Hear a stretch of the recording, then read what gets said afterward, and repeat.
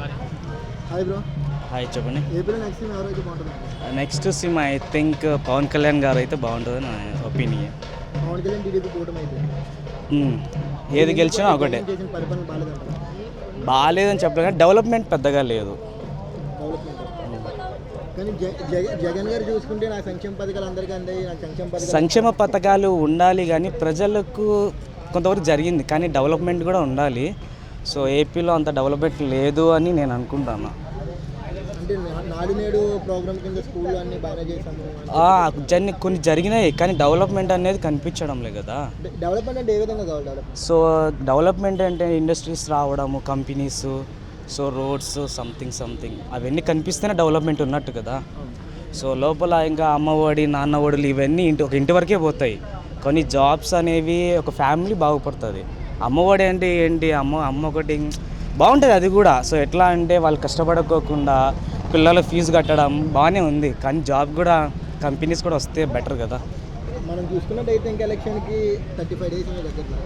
35 డేస్లో కూడా జనసేన పార్టీ నుంచి కానీ టీడీపీ పార్టీ నుంచి కానీ మా క్యాండిడేట్స్ ఈ ఏరియాలో పోటీ చేస్తున్నారు, నేను ఇప్పుడు కూడా నిక్కచ్చిగా చెప్పలేదు. సో జనసేన పార్టీ అనేది ఏంటంటే జనసేన పార్టీ ఇప్పుడిప్పుడే దానికి ఒక ఇదే వస్తుంది. అంటే జనసేన పార్టీ క్యాండిడేట్స్ లేకపోయినా కూడా సో ఫాలోవర్ సపోర్ట్ బాగానే ఉంది. ఇంకోటి ప్లస్ పాయింట్ ఏంటంటే అతి పెద్ద పార్టీ తెలుగుదేశం పార్టీతో వాళ్ళు ఇది అవ్వడం అనేది ఒక plus point. So Telugu Desam party అనేది చిన్న పార్టీ కాదు కదా. సో వాళ్ళిద్దరం మేక్ అవ్వడం అనేది. పవన్ కళ్యాణ్ గారు ముందుసారి కూడా సీఎం అయితే తప్పు చేశారు కదా, అప్పటికప్పుడు క్యాండిడేట్ని పెట్టి ఒక సీటు నగ్గడం జరిగింది, అది కూడా రాజధాని నియోజకవర్గం.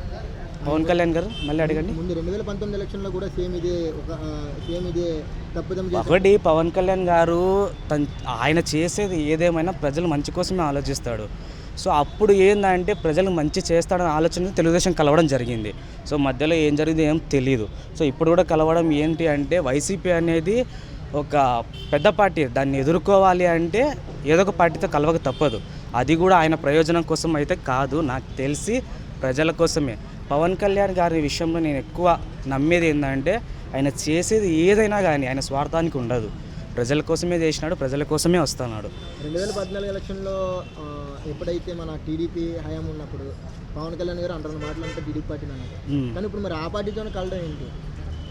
సో లోపల రాజకీయాలు నాకు పర్సనల్లీ అయితే వాళ్ళు ఎందుకు కలుస్తున్నారు ఏంటి అనేది సో నాకు పెద్దగా ఐడియా లేదు. కానీ పవన్ కళ్యాణ్ గురించి పర్సనల్గా నా ఒపీనియన్ ఏంటంటే ఆయన ఏదైనా మాట్లాడాలి, చెయ్యాలి, కలుస్తున్నాడు, చేస్తున్నాడు అంటే కేవలం ప్రజల కోసమే ఉంటుంది.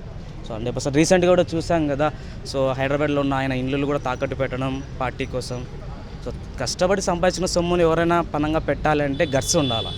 సో ఆ గట్స్ పవన్ కళ్యాణ్ కన్నా ఉంటాయి. చివరిసారిగా TDP, BJP, Janasena party alliance ఎన్ని సీట్లు వస్తాయి అనుకుంటున్నారు? తెలుగుదేశం అనేది చిన్న పార్టీ ఏం కాదు, వైసీపీకి ఏం తగ్గదు, కొట్టే వైసీపీ కింద కూర్చోవలసిందే. సో అప్పుడు టీడీపీ మాత్రమే వైసీపీ అయినా గెలిచింది. మనం చూసుకుంటే 2014లో అప్పుడు టీడీపీ ఒక్కటే ఉన్నా గెలిచింది. సో ఇప్పుడు ఏంటంటే పార్టీలు అన్నీ కలిసి వస్తున్నాయి. సో చూడాలి, వైసీపీ కూడా అంత చిన్న పార్టీ కాదు కదా. సో ఈసారి ఏపీలో ఎలక్షన్లో మటుకు చాలా జోరుగా ఉంటాయి, చూడాలి ఎవరు గెలుస్తారు అనేది.